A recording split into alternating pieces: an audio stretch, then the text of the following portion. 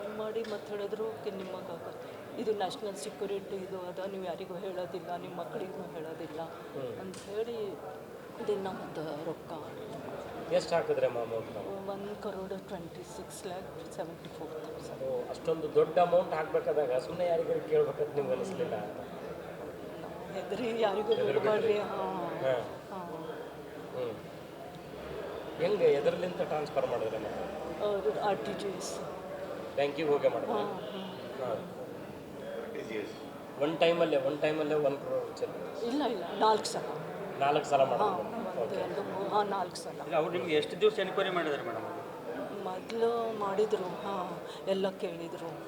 ಈ ಇಡೀ ಪ್ರೊಸೀಜರು ಎಷ್ಟು ದಿನವರೆಗೆ ನಡೀತಾರೆ ನಿಮ್ಗೆ? ಅವರು ಕನ್ವರ್ಸೇಷನು, ಟ್ರಾನ್ಸಾಕ್ಷನು? ಹಾಂ, ಇದು ಟ್ರಾನ್ಸಾಕ್ಷನ್ 2 ಡಿಸೆಂಬರ್ ಹಿಡಿದು ಈ ತಿಂಗಳು ಹಿಡಿದೆ. ಹಾಂ, ಮೊದಲೆಲ್ಲ ಅವರು ನವೆಂಬರ್ದಾಗೆಲ್ಲ ಮಾತಾಡಿದರು. ಇದು ರೊಕ್ಕ ಇದು ಮಾಡಿದ್ದು ಡಿಸೆಂಬರ್ 2 ಹಿಡಿದು. ಈಗ ನಿಮಗೆ ರಿಟರ್ನ್ ಆಯ್ತಾ ಅಮೌಂಟ್ ಎಲ್ಲ? ಇಲ್ಲ ಆಗಿಲ್ಲ. ಎಷ್ಟಾಯಿತು?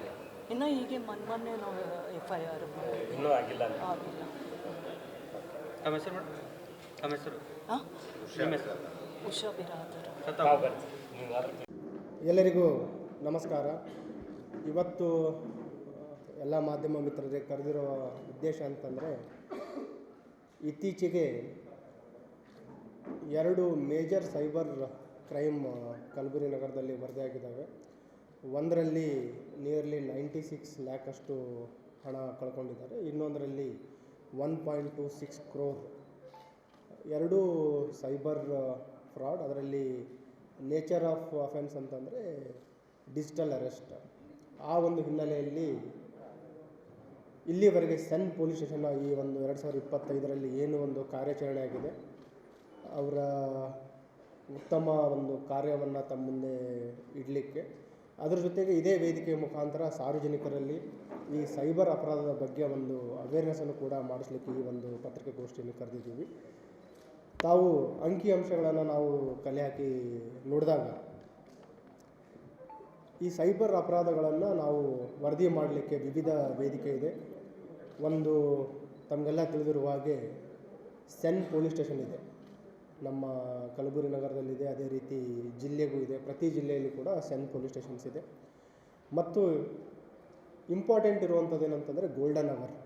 ಈ ಗೋಲ್ಡನ್ ಅವರ್ ಹಿನ್ನೆಲೆಯಲ್ಲಿ ಏನಾಗಿದೆ, national cyber crime reporting portal ಅಂತಿದೆ, NCRP ಪೋರ್ಟಲ್, cybercrime.gov.in. ಅಲ್ಲಿನೂ ಕೂಡ ದೂರನ್ನು ನೀಡಬಹುದು.